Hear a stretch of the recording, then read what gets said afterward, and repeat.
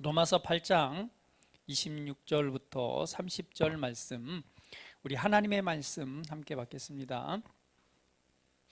이와 같이 성령도 우리의 연약함을 도우시나니 우리는 마땅히 기도할 바를 알지 못하나 오직 성령이 말할 수 없는 탄식으로 우리를 위하여 친히 간구하시느니라.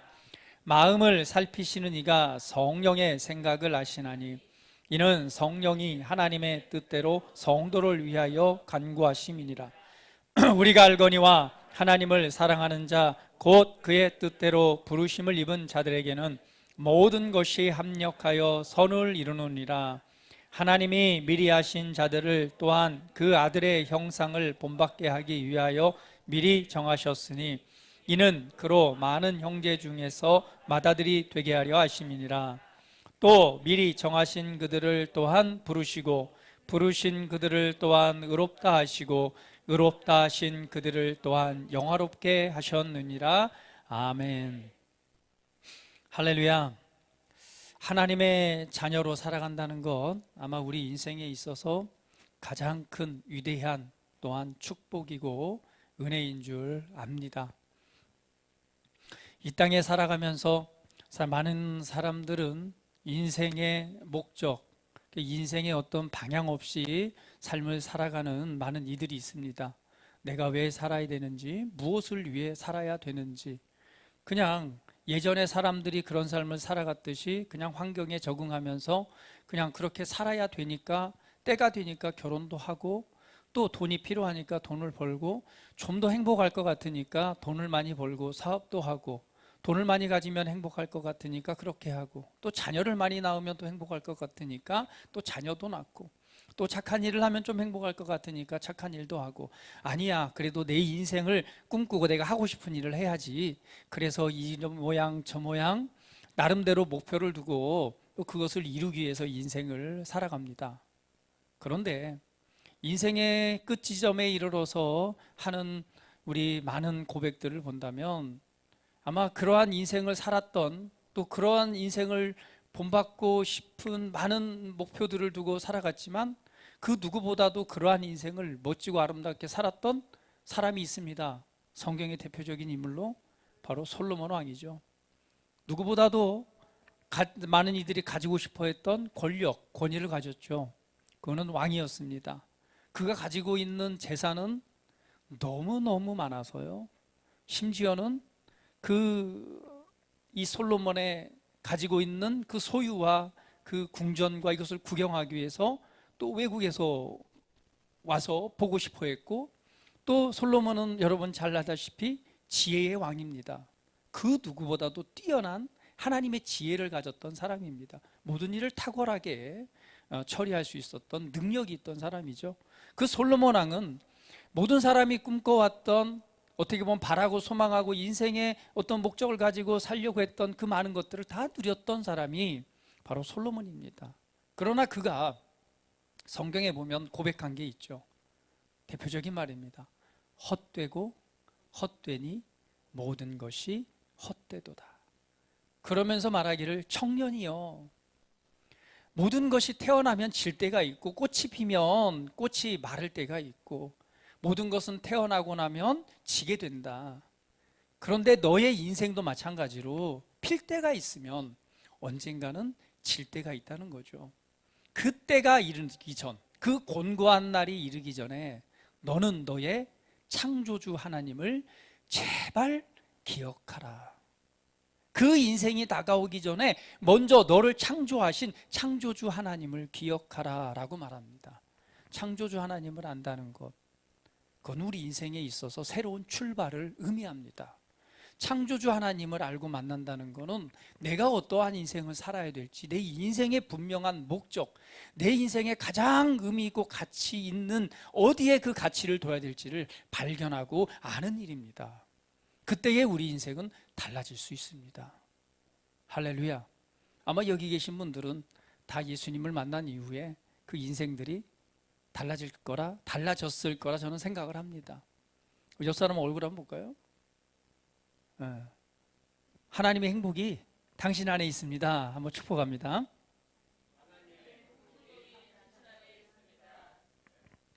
할렐루야. 저도 예수님을 어릴 때부터 교회는 다녔지만 예수님을 모르고 살았습니다. 그러나 예수님을 만난 것은 20대 중반이죠. 예수님을 만나고 나서 저도 제가 왜 살아야 되는지를 깨달았습니다. 그리고 내 인생을 향한 하나님의 계획을 묻기 시작했고, 그 은혜를 따라 지금 이 자리까지 오게 됐습니다. 우리가 하나님을 만난다라고 하는 것은 우리 자신을 알 수 있고요, 우리 자신을 아는 것만큼이나 우리는 우리 인생을 하나님의 주신 은혜를 누릴 수 있고 또 멋지고 아름답게 만들어 갈 수 있습니다. 할렐루야. 예, 하나님의 자녀로 살아간다는 건 정말 놀라운 은혜입니다.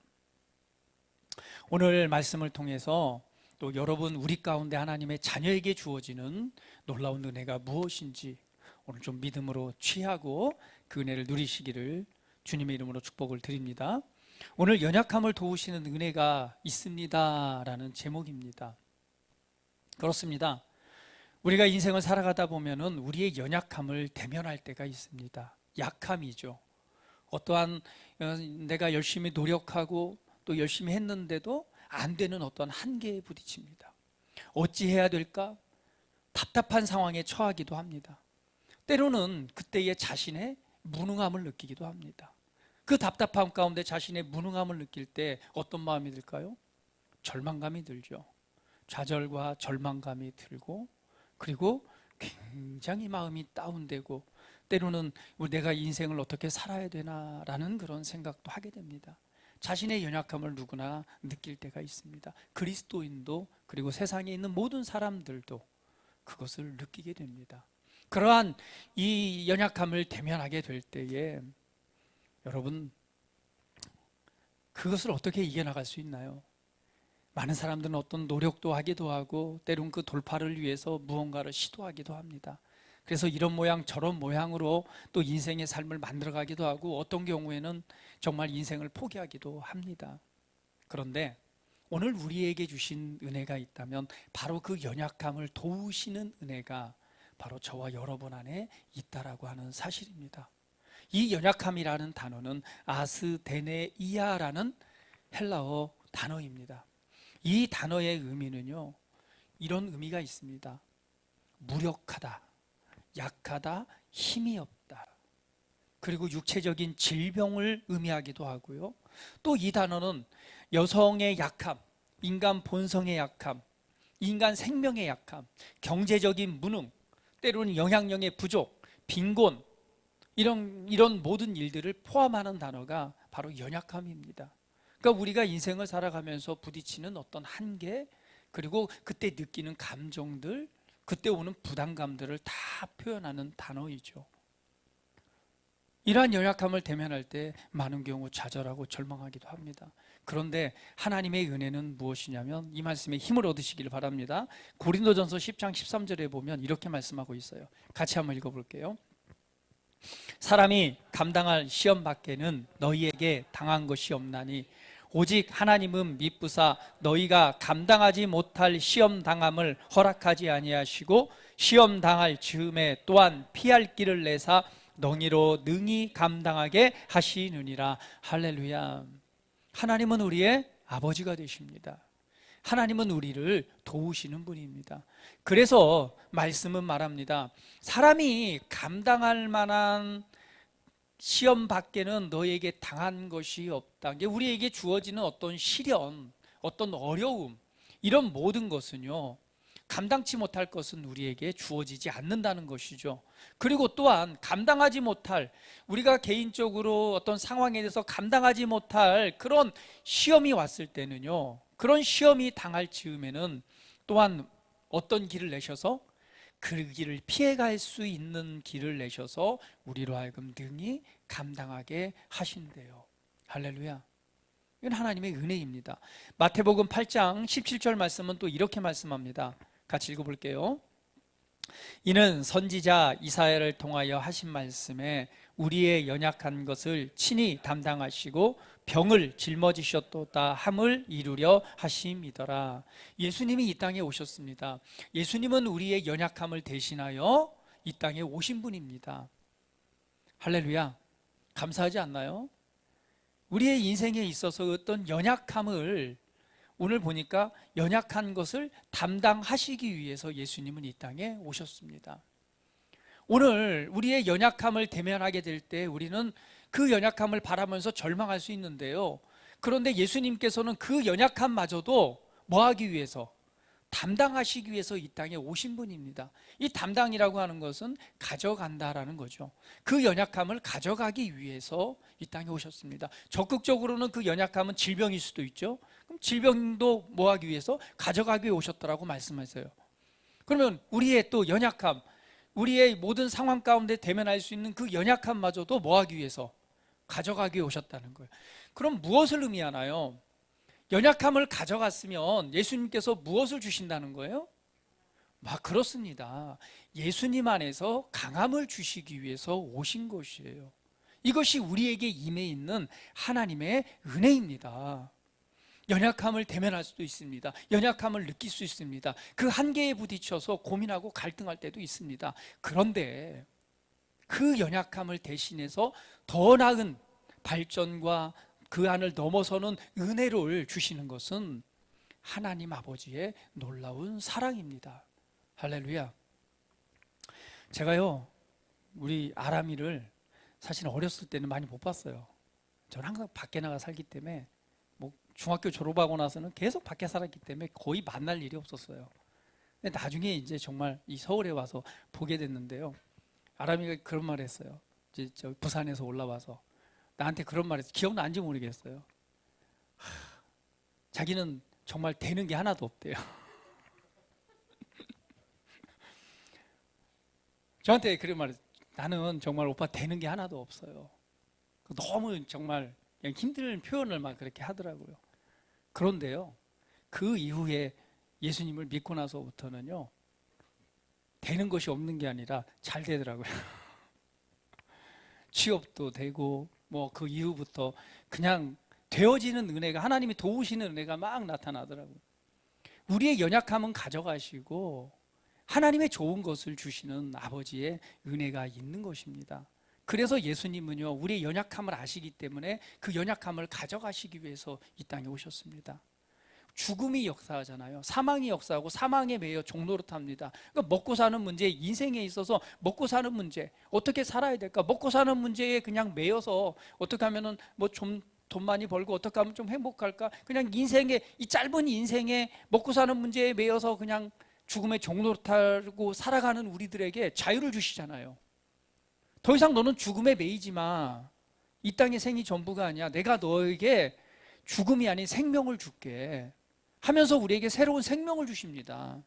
그것이 바로 하나님의 생명이잖아요. 그 생명을 받은 사람들은 죽음을 두려워하지 않습니다. 왜? 죽음이 끝이 아니기 때문에요.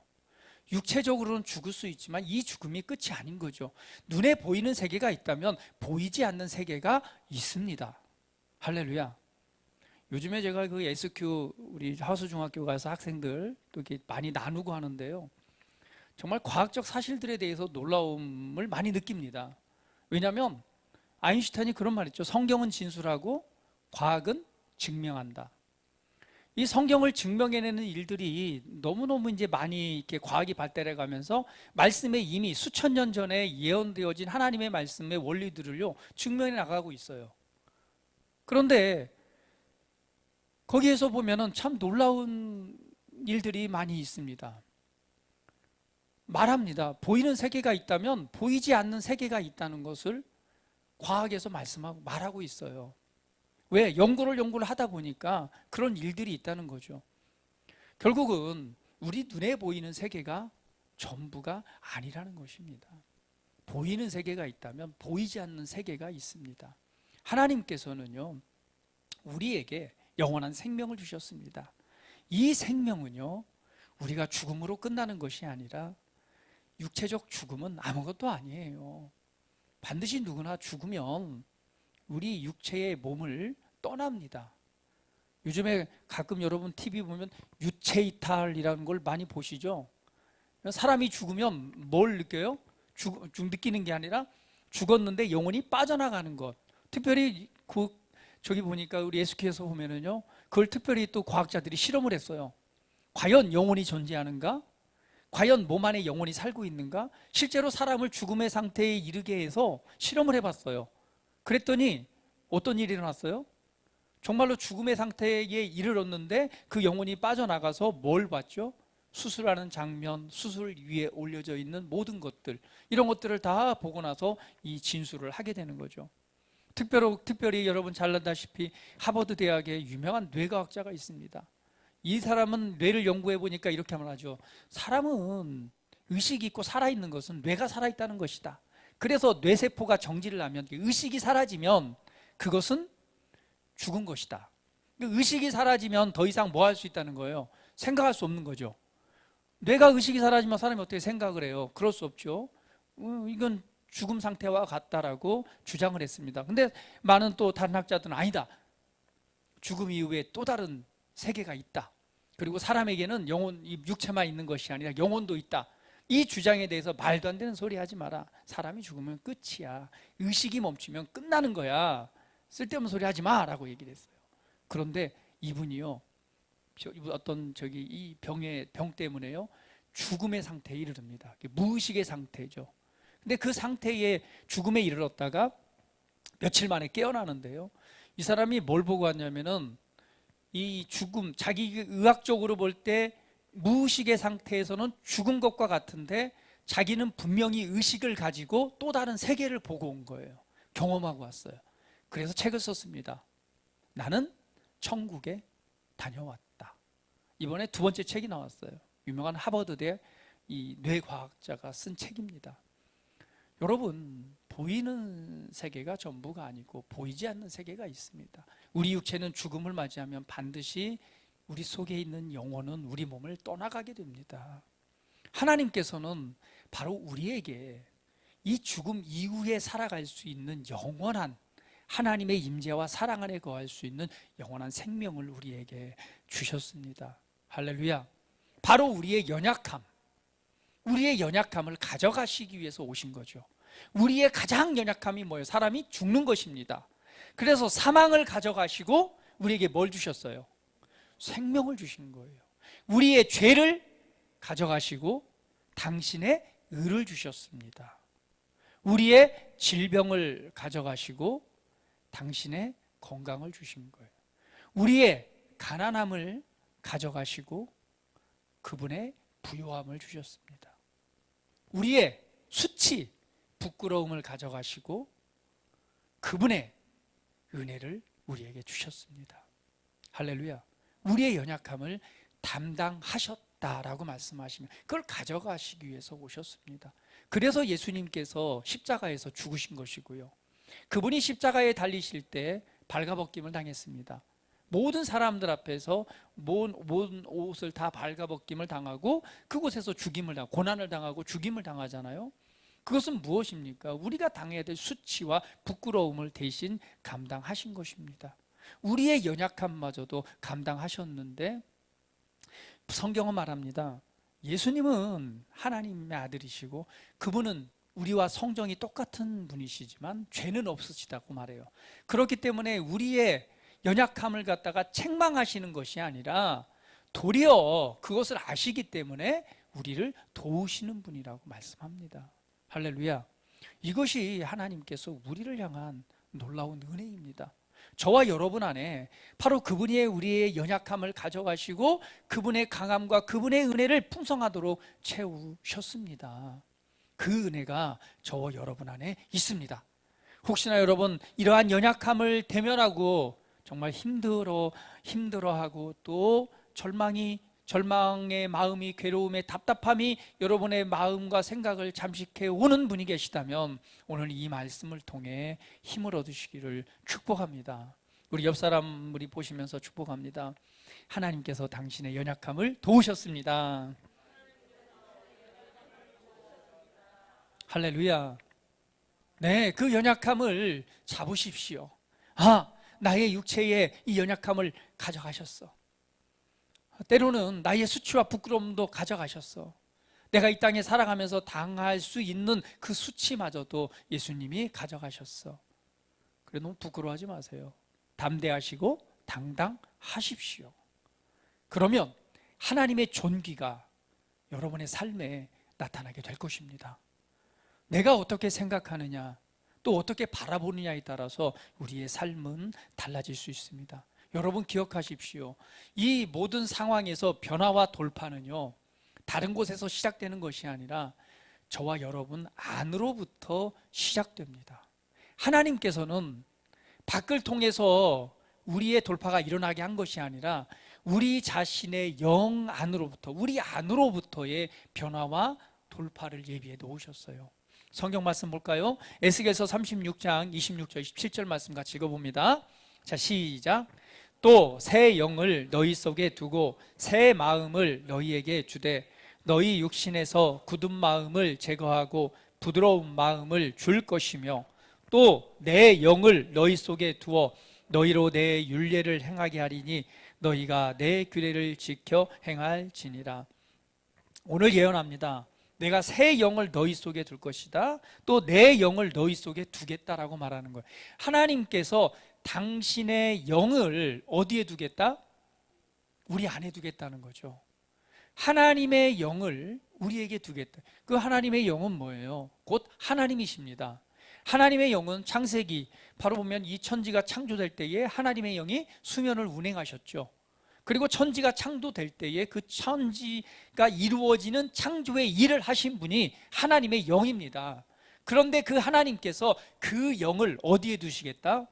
저와 여러분 안에 두시겠다라고 약속하셨어요. 이건 예언입니다.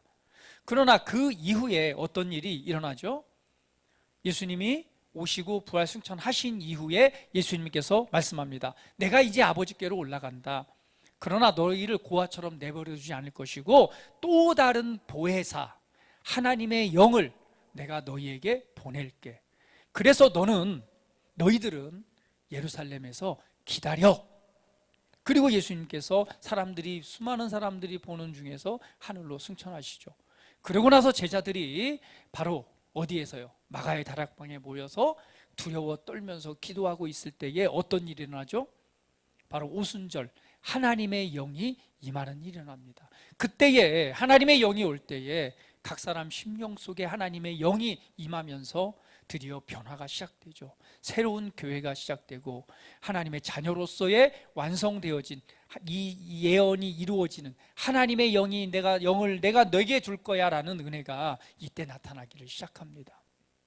그때 두려워 떨던 제자들이 담대함을 갖고 어디서 왔는지 그 지혜로 말미암아 하나님의 나라를 선포하기를 시작하죠.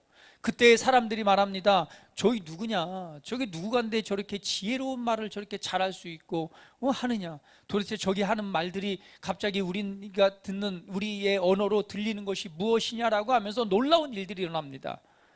이 복음을 통해서 구원의 역사가 나타나게 되는 것이죠. 바로 이 예언이 성취되었습니다. 자, 빌립보서 2장 13절은 또 이렇게 말합니다. 같이 읽어볼게요. 너희 안에서 행하시는 이는 하나님이시니 자기의 기쁘신 뜻을 위하여 너희에게 소원을 두고 행하게 하시나니. 바로 우리 안에 행하시는 이가 있습니다. 그분이 바로 하나님이십니다. 할렐루야, 할렐루야. 변화와 돌파는 어디서로부터 시작되느냐? 밖으로 오는 게 아닙니다. 바로 저와 여러분 안으로부터 시작됩니다. 우리 안에 누가 계시기 때문에요? 하나님의 영이 있기 때문에 그렇습니다. 그래서 우리 안으로부터 말하기를 너희 안에서 행하시는 이는 하나님이시다라고 말하는 거예요. 우리 안에서 행하시는 그분의 은혜가 있습니다. 때로는 여러분 이렇게 말해요. 내가 열심히 노력해서 내가 했기 때문에. 아니요. 아마 여러분 나중에 주님 나라 가서 아마 하나님께서 여러분 안에 행하신 일들을 보면 투명하게 드러날 거예요. 아하, 이것도 사실은 내가 한 것 같았지만 내 안에 하나님께서 생각나게 하시고 소원을 두시고 지혜를 두셔서 이렇게 이 일을 행하게 하셨구나. 여러분의 탁월함이 회사 가운데, 여러분 직장과 사업 가운데 드러날 수도 있어요. 야, 역시 나는 똑똑하고 정말 나는 탁월한, 내가 정말 잘난 게 있어 라고 말할 수도 있습니다. 그런데 아마 돌아보면 여러분 안에 계신 지혜의 영이 여러분 안에 있는 탁월함을 나타낼 수 있는 영이 여러분에게 지혜와 하나님의 호의를 통해서 그런 열매가 맺게 하신 것을 아마 깨달아 알게 될 것입니다. 왜? 여러분 안에 무엇이 있기 때문에? 바로 도우시는 하나님의 은혜가 있고요, 바로 여러분 안에서 행하시는 이가 바로 하나님이시기 때문에 그렇습니다. 그래서 우리에게 마음의 소원을 둔대요. 마음의 소원이라고 하는 것은 마음으로부터, 영으로부터 오는 하고 싶은, 때로는 어떤 그 지혜, 때로는 이 일을 통해서 이렇게 하면 되겠다라고 하는 어떤 소원함을 두심으로 말미암아 오늘 그 일을 이루어 가신다라고 말씀하고 있습니다. 할렐루야. 그래서 늘 열린 마음으로 여러분 안에 계신 분을 인정하십시오. 그러면 더 좋은 일들이 일어납니다. 나의 지혜는 한계가 있지만 하나님의 지혜는 한계가 없습니다. 나의 어리석음을 뛰어넘어서 오늘 나의 지혜로운 것보다 하나님의 지혜가 훨씬 뛰어납니다. 그래서 우리 안에 역사하시는 그분의 지혜 앞에 열린 마음으로 오늘 주님과 동행하는 삶을 살아간다면 정말 여러분 삶에 하나님이 일하시는 놀라운 일들을 더 많이 간증하게 될 것입니다. 할렐루야. 누구보다도 하나님께서는요, 여러분이 행복하기를 원하세요. 그 누구보다도요, 사랑하십니다. 여러분, 하나님께서 왜 하나님을 아버지라고 말하고 왜 자녀라고 말하는지 아세요? 왜 가족이라는 것을 이렇게 두시면서 그 개념으로 우리에게 가족이라는 제도를 두셨을까요? 가족은 하나님께서 만드신 거잖아요. 남자와 여자를 두시고 그리고 자녀를 두심으로 이 가족이라는 개념을 만드셨습니다. 근데 왜 그렇게 두셨을까요? 여러분, 가족이란 걸 통해서 무엇을 느끼나요? 여러분, 부모님의 사랑을 받으셨죠. 저 성경은 말하기를 하물며 악한 자라도 자기 자식에게는 좋은 걸로 줄 줄 안다고 그랬어요. 그렇죠? 그러니까 악한 자라도 자기 자녀의만큼 뭐 한다는 거예요? 잘하려고 한다는 거죠. 그런데 자기 자녀에게 잘 못하는 거는 진짜 악한 놈이에요. 가끔 뉴스에 보면 나오는 정말 나쁜 놈이에요. 그렇지 않고는 아마 여러분들의 부모님들은 누구보다도 여러분을 사랑하기 때문에 아낌없이 주려고 할 거예요. 그것이 바로 부모님 또 여러분의 부모님에 대한 자녀를 향한 사랑입니다. 또 여러분이 부모가 된다면 그 일을 더 많이 느끼게 되겠죠. 그런데 오늘 하나님께서는 그거보다 더 위대하고 큰 하나님께서 우리의 진짜 아버지가 되신다라고 말씀하는 거예요. 그만큼 무엇을 표현한 건가요? 내가 너를 사랑한다는 것을 표현하는 겁니다. 내가 너를 최고의 사랑으로 사랑하는데 내 아들을 죽이기까지 내가 너를 살리는 것만큼 내가 너를 사랑해. 이것이 성경에서 보여주는 하나님의 사랑입니다. 그래서 기독교는요, 사랑입니다. 하나님은 그래서 사랑이라고 말하는 거예요. 하나님은 사랑이십니다. 할렐루야. 성경의 모든 내용의 가장 핵심은요, 사랑입니다.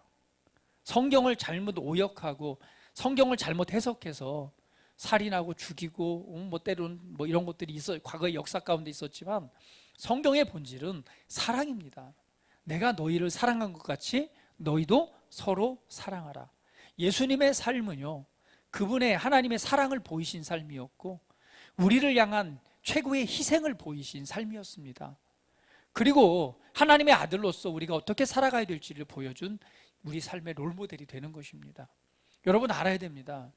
하나님은 우리의 아버지로서, 우리는 하나님의 진짜 아들로서 사랑의 관계로 이어졌다는 사실을요, 하나님께서는 누구보다도 저와 여러분을 사랑하십니다. 정말 하나님이 나를 사랑하신다는 사실을 알면은요, 여러분은 참 자유할 수 있습니다. 어떤 어려움에서도요, 걱정하거나 염려하지 않아요. 왜? 아버지는 나의 머리카락 하나까지라도 다 세심받으신다라고 말씀했기 때문에 그렇습니다. 아마 장 목사님의 머리를 보면서 많이 안타까워하실 거예요. 저도 좀 머리가 요즘 많이 빠지는 편이지만 우리 장 목사님 머리가 뽕이 많이 들어가긴 했지만 나는 지금 주님이 많이 안타까워하실 것 같아요. 머리카락 하나를 다 세시면서 너무 많이 빠졌구나 이렇게. 우리의 머리카락 하나까지라도 다 헤아리고 계시고 우리의 마음과 생각과 뜻을 감찰하신다고 그랬잖아요. 우리의 연약함, 또 우리의 모든 것을 살피시고 아시는 분이 주님이십니다. 그분이 나를 사랑한다는 사실을 안다면 우리는 참으로 자유할 수 있고요, 담대할 수 있고요, 그분이 나를 향한, 내 인생을 향한 정말 더 좋은 계획을 가지고 계신다는 사실을 우리는 안다면 그분을 의지하고 신뢰할 수밖에 없습니다. 그런데 그분께 맡겨드리고 의지하고 신뢰한 것만큼은요, 우리 인생의 삶은 내가 생각한 것보다 더 좋은 길들, 그리고 하나님이 도우시고 함께 하신 은혜가 더 탁월하게 나타납니다. 하나님을 진짜 아버지로 의지하십시오. 여러분 생각해 보세요. 여러분의 진짜 아버지가 세상을 모두 가진, 정말 가지신 분이라면 어떡하겠어요? 여러분이 부모라면 어떡하겠어요? 자녀가 연약함 가운데 있을 때 어떡하겠어요? 채찍을 주겠습니까? 아니겠죠. 훈육하고 교육하겠지만 정말 그런 상황이 되면 뭐 하겠어요? 진짜 어려운 상황이 되면 손을 내밀어서 건져주죠. 도와주죠. 하나님 아버지도 마찬가지입니다. 우리를 너무너무 사랑하기 때문에요, 아낌없이 모든 걸 다 주십니다. 그러나 훈육적 차원에서 때로는 시기와 때가 있고, 때로는 믿음의 성장을 위해서, 때로는 하나님과의 교제와 관계를 이뤄감에 있어서 더 나타나는 일들도 있습니다. 그러나 중요한 것은 하나님의 사랑이, 하나님 아버지가 우리의 진짜 아버지가 되시고 사랑 가운데서 나를 이끄시고 인도하신다는 사실입니다. 할렐루야, 할렐루야. 그래서 오늘 본문 말씀에 우리에게 말하는 거죠. 뭐라고 말씀합니까? 한번 읽어볼게요. 로마서 8장 26절 27절. 자, 시작. 이와 같이 성령도 우리의 연약함을 도우시나니 우리는 마땅히 기도할 바를 알지 못하나 오직 성령이 말할 수 없는 탄식으로 우리를 위하여 친히 간구하시느니라. 마음을 살피시는 이가 성령의 생각을 하시나니 이는 성령이 하나님의 뜻대로 성도를 위하여 간구하심이라. 성령님이 우리의 연약함을 도우신대요. 성령님은 누군가요? 바로 예수님을 믿는 자에게 계시는 하나님의 영입니다. 그 하나님의 영이 바로 여러분, 우리 안에서 우리의 연약함을 도우시고 계신대요. 그래서 마땅히 무엇을 위해서 기도해야 될지 잘 몰라요. 지금 이 상황에서 어떤 것을 기도해야 될지, 내 인생을 향한 어떤 기도를 드려야 될지 모릅니다. 그런데 기도할 바를 알지 못하나 바로 하나님의 영이 말할 수 없는 탄식으로 우리를 위해서 친히 간구하신대요. 할렐루야, 할렐루야. 여러분, 얼마나 놀라운 은혜인가요? 하나님이 내 안에 계셔서 나를 살피시는데, 나의 모든 것을 다 살피시는데 때로는 내가 무엇을 기도해야 될지 모르는 상황이 있는 거예요. 그럴 때에 내 안에 계신 그분이 어떻게 한다? 말없는 탄식으로 나를 위해서 기도하신대요. 그래서 우리는 성령으로 하는 기도를 해야 됩니다. 성령으로 하는 기도를 해야 됩니다. 방언 기도가 바로 성령으로 하는 기도입니다. 방언의 기도는 내 생각과 내 의지를, 내 생각과 내 마음의 기도가 아니죠. 영의 기도는 내 안에 계신 성령으로 말미암아 하는 기도가 방언의 기도입니다. 할렐루야. 우리 예비신랑 어머니께서 저에게 말했어요. 나는 세례받기 전에 방언을 받았어요. 방언은 뭐냐? 성령으로 하는 기도입니다. 성령으로 하는 기도는 그분의 탄식 어린 신음의 기도를 하게 하시는 거예요. 그래서 영의 기도는 우리가 무엇을 기도해야 될지 알지 못하지만 그 영으로 하는 기도는 우리가 구할 바를 바르게 기도하게 하는 거예요. 우리가 우리의 언어로 하는 기도는요, 우리가 생각하고 인식하는 범위만 기도할 수 있어요. 제가 만약에 여러분 누구를 위해서 기도한다면 그 사람에게 내가 느껴지고 내가 보고 느끼고 아는 부분만 기도합니다. 그러나 성령님은요, 내가 알지 못하는 그 부분까지라도 알고 계시기 때문에 나를 통해 하나님께 비밀을 말하게 하시는 거예요. 그것을 통해서 성경은 말하기를 영의 기도는 우리 자신을 건축하고 세운다라고 말합니다. 결국은 우리 자신이 세워지는 거죠. 건축되어지는 거죠. 오늘 성경도 말하기를 우리의 연약함을 도우십니다. 우리가 무엇을 위해 기도해야 될지 모르지만 그것을 위할 때 우리를 우리가 말할 수 없는 탄식으로 우리를 위해서 기도하신대요. 얼마나 놀라운 은혜입니까? 여러분, 방언 기도를 하시는 분이 계신다면 여러분 기도하세요. 그리고 나는 방언을 못 하는데요. 그러면 하나님께서 내 영 안에 계시기 때문에 오늘 그 영으로 말미암아 기도하기를 사모한다면 하나님의 은혜를 통해서 그러한 기도를 드릴 수 있게 됩니다. 하나님께서는 모든 믿는 자에게 성령을 주셨고 그것을 통해 기도하게 하십니다. 그러한 일들이 일어날 때에 어떤 결과가 있느냐? 바로 로마서 8장 28절 말씀 읽어봅니다. 자, 시작. 우리가 알거니와 하나님을 사랑하는 자 곧 그의 뜻대로 부르심을 입은 자들에게는 모든 것이 합력하여 선을 이루느니라. 할렐루야. 그러한 은혜를 통해서, 도우시는 은혜를 통해서 모든 것이 합력하여서 선을 이루는 결과가 나타납니다. 말씀 그대로 하나님을 사랑하는 자 곧 그의 뜻대로 부르심을 입은 자들에게는 모든 것이 합력하여 선을 이루느니라. 우리 옆 사람 보시면서 고백합니다. 당신은 하나님의 뜻대로 부르심을 받았습니다. 당신은 선택받고 부르심 받은 자입니다. 그렇습니다. 우리는 그리스도 안에서 선택받은 자입니다. 그리고 부르심을 받은 자입니다. 이 부르심에 반응하는 사람이 있고요, 부르심을 외면하는 사람이 있어요. 하나님께서는요, 온 인류 모든 사람을 선택하셨고 부르셨습니다. 그런데 그 부르심에 반응하는 사람이 있고 거절하는 사람이 있고 빨리 반응하는 사람이 있고 늦게 반응하는 사람이 있어요. 저는 죽음 직전에 예수님을 또 영접하게끔 또 하게 하기도 하고 또 영접 기도를 하신 분도 계세요. 제가 아시는 집사님 막 기자시고 굉장히 지혜와 또 지식이 있으신 분이었어요. 그렇기 때문에 젊은 시절에는 그냥 하나님에 대해서, 예수님에 대해서 말도 안 된다고 생각하시면서 거절하신 분이었습니다. 근데 죽음 직전에 연락을 받고 갔어요. 그리고 그분이 잠깐 의식이 있을 때 저와 대화를 나눴습니다. 그런데 그렇게 완고하시던 분이요, 죽음을 앞두고는 그 예수님을 인정하고 받아들이시는 거예요. 좀 더 일찍 예수님을 알고 믿었다면 더 좋았겠죠. 그러나 죽음이 임박했을 때, 그날 그 밤에 돌아가셨어요. 이 영혼이 떠나는 느낌 알잖아요. 내가 죽음이 가까이 이르렀을 때에 그걸 압니다. 그때 그 연세 세브란스 병원에 찾아가서 그분을 뵙고, 근데 너무너무 완고하신 분이었는데 그래도 마지막 복음을 좀 전하고 예수님을 믿었으면 하는 그 자녀분의 부탁을 받고 제가 이제 가서 복음을 전했어요. 그랬더니 그 완고하던 분이 네 하면서 예수님을 그대로, 예수님 믿으시겠습니까? 예. 예수님께서 이 당신을 사랑하시고, 네. 그러면 저 따라서 같이 기도하실까요? 네. 하면서 용접 기도를 한 거예요.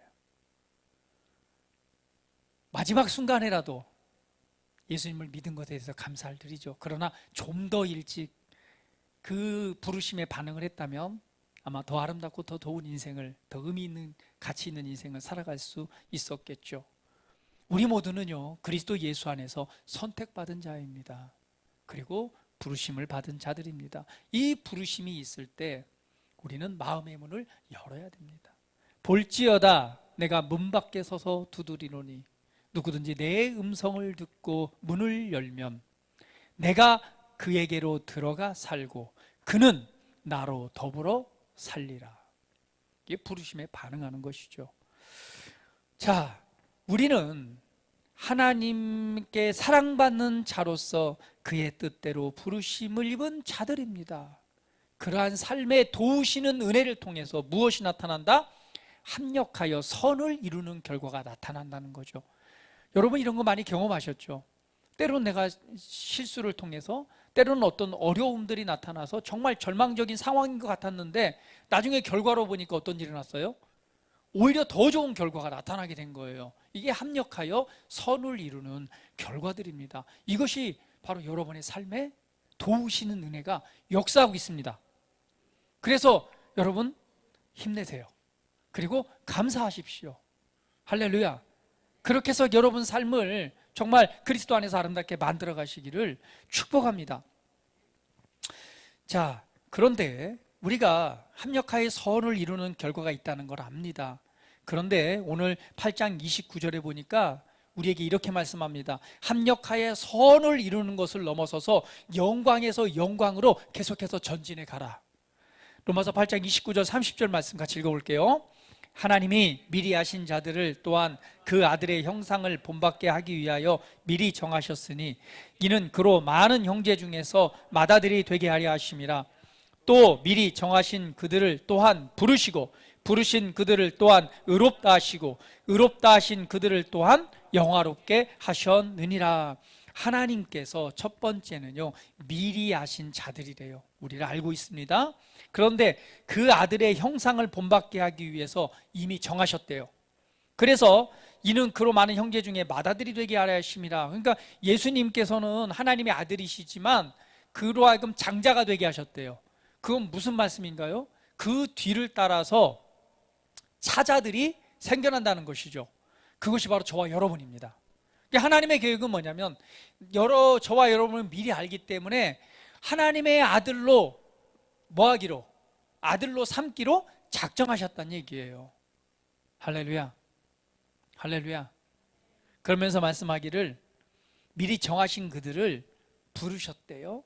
부르신 그들을 의롭게 하셨고 의롭다 하신 그들을 영화롭게 하셨습니다. 할렐루야. 그렇다면 우리는 영화롭게 된 자들인 것입니다. 할렐루야. 우리는 부르심을 받은 자리예요. 우리에게는 부르심이 있습니다. 더 나아가서는 고린도후서 3장 18절은 이렇게 말씀하죠. 같이 한번 읽어볼게요. 우리가 다 수건을 벗은 얼굴로 거울을 보는 것 같이 주의 영광을 보매 그와 같은 형상으로 변화하여 영광에서 영광에 이르니 곧 주의 영으로 말미암음이로다. 우리가 수건을 벗은 얼굴로 거울을 보는 것 같이 주의 영광을 보는 자리, 가리워진 것이 아니라 열려져서 주의 영광을 보는데 그와 같은 형상으로 변화돼서 영광에서 영광에 이르니 그것이 바로 주의 영을 통해서 되어진다라고 말씀하고 있습니다. 이것은 계속되는 우리 안에서의 성숙과 성장을 의미합니다.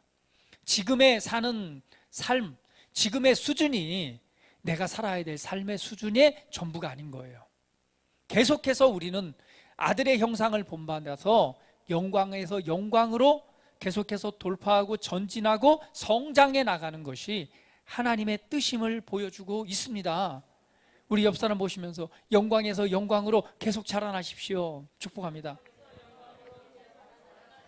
아들의 형상을 본받는 자리, 진짜 아들의 자리까지요. 진짜 아들이기 때문에 아들처럼 살아갈 수 있는 그 자리까지 계속해서 성장하기를 원하십니다. 그런데 여러분, 아들의 삶은요, 자유자의 삶입니다.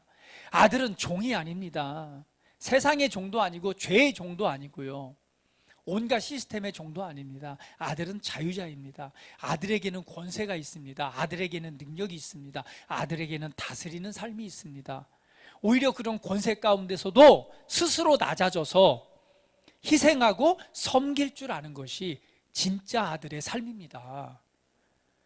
없어서 낮은 곳에 임하는 것이 아니라 모든 것을 가지고 있기 때문에 사랑에 의해서, 때로는 어떤 의도와 목적을 위해서 낮은 곳으로 임하는 것이 아들의 삶입니다. 할렐루야. 아들은 부족함이 없어요. 아들에게는요, 부족함이 없는 삶입니다. 그럼에도 불구하고 부족한 자와 함께하고 죄인과 함께하고 죽음의 자리까지 낮아질 수 있는 것은요, 모든 것을 가졌기 때문에. 그것이 예수님의 삶이었고 저와 여러분에게 주신 은혜의 삶입니다. 예수님을 믿는다는 것이요, 하하, 이거 보통 일이 아니에요. 얼마나 놀라운 은혜와 사랑이 우리 가운데 있는지, 여러분 진짜 복음을 알고 예수님을 알아가면 알아갈수록 여러분에게 주어진 놀라운 일들이 더 많이 일어나게 될 것입니다. 우리가 그걸 최고의 인생이라고 말하죠. 최고의 인생. 하나님께서는 내가 살아가야 될 최고의 인생을 준비해 놓으셨습니다. 우리가 이 땅에서 그러한 삶을 살아가는 건 너무나 당연합니다. 아들로서의 삶, 그리고 더 나아가서는 정말 낮은 곳에 임해서 섬기고 나누고 희생할 줄 아는 진짜 그리스도를 닮은 그리스도인의 삶, 이것이 저와 여러분이 살아가야 될 삶입니다. 할렐루야. 오늘 연약함을 도우시는 하나님의 은혜가 저와 여러분 안에 역사하고 있습니다.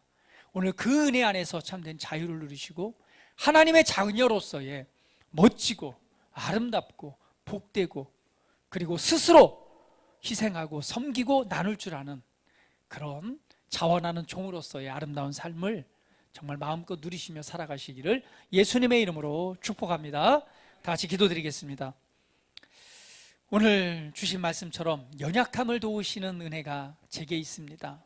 하나님 아버지께서 나를 얼마나 사랑하시는지, 오늘 내 인생에 오늘 예수님을 주인으로 모시고 또한 예수님을 믿는 믿음의 삶이 얼마나 위대하고 복되고 아름다운 삶인지 이 시간 알게 하시니 감사합니다. 하나님, 나를 도우셔서 감사합니다. 이 연약함과 답답한 상황 가운데 도우셔서 가장 탁월하고 좋은 길로 인도하시는 주님 앞에 내 인생과 내 삶과 내 모든 것을 맡겨 드립니다라고 우리 함께 고백하면서 기도드린 시간 같습니다. 다 같이 기도합니다. 사랑하는 아버지 감사합니다. 아버지께서 얼마나 우리를 사랑하시는지, 아버지께서 얼마나 정말 우리를 도우시고 역사하시고 인도해 주셨는지, 하나님께서 가장 좋은 것을 예비하셨습니다. 힘들고 어려울 때도 있었고 연약함으로 인해서 답답하고 또 마음 아플 때도 있었습니다. 절망이 있을 때도 있었고 슬픔과 괴로움이 있을 때도 있었습니다. 그러나 내 안으로부터 도우시는 은혜가 오늘 내 삶에 역사하고 있었고 그 도우시는 은혜가 있음을 인하여 다시 한번 아버지 앞에 감사를 드립니다. 오늘 하나님 앞에서 그 뜻대로 부르심을 믿고 하나님의 아들 되게 하셨사오니 그 아들의 은혜 안에서 정말 구원받은 자, 구원받은 하나님의 아들로서의 존귀하고 아름다운 삶을 마음껏 누리고 그 은혜의 삶을 살아가는 오늘 믿음의 백성들 되게 하여 주시고, 하나님께서 귀하게 선택하셨사오니 이 시간 하나님의 영을 부으시되 충만함으로 그 영광을 나타내시옵소서. 각 심령 안에서 임재하시고 기름 부으셔서 오늘 하나님의 살아계심과 그 영광을 깊은 뜻 가운데 나타내시옵소서. 영광에서 영광으로 이르게 하시는 하나님의 영광을 이 시간 보이시옵소서. 주여 임하시니 감사합니다. 주여 이 시간 역사하시니 감사합니다. 주여 이 시간 치유하시니 감사합니다. 주여 이 시간 힘주시니 감사합니다. 주여 이 시간 새 은혜를 부으시니 감사합니다. 주여 이 시간 믿음 주시니 감사합니다. 하나님의 영으로 임하셔서 이 시간 하나님의 영으로 충만케 하신 주님을 송축합니다. 오 주님 감사합니다. 주여 만지시는 주님, 임하시는 주님, 영광 받으시옵소서. 높임을 받으시옵소서. 찬양을 받으시옵소서. 새 은혜를 주시는 주님 감사합니다. 주님 높임 받으시옵소서. 존귀하신 우리 구주 예수 그리스도의 이름으로 기도합니다. 아멘.